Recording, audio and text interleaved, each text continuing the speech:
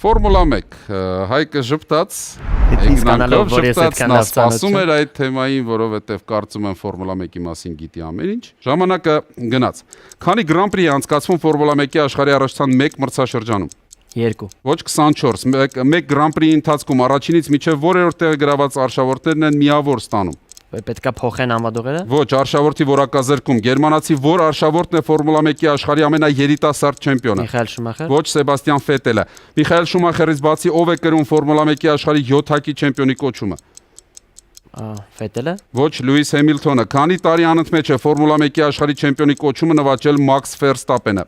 3 Ոչ 4, նա Ֆորմուլա 1-ի աշխարհի չեմպիոն դարձած միակ իսպանացի արշավորդն է։ Բաց թող, եթե չես հիշում։ Ֆերնանդո Ալոնսոն, որ թիմն է ամենաշատը հաղթել Ֆորմուլա 1-ի աշխարհի Ֆերարի ճիշտ է, Ֆորմուլա 1-ի պատմության մեջ աշխարհի չեմպիոն է դարձել 3 ֆին արշավորդ։ Կիմի Ռայկոնենը, Կեկե Ռոսբերգը եւ նա։ Հեյկինեն։ Միկա Հակինեն, ընդունում եմ եւ վերջին հարցը 1994 թվականի մայիսի 1-ին, որ Grand Prix-ն ողբերգական դարձավ բրազիլացի Այրտոն Սենայի համար։ Որ փուլը Փարիզի։ ոչ, Սան Մարինոյում դա տեղի ունեցավ եւ Սամվելը մեզ տվեց 3 ճիշտ պատասխան։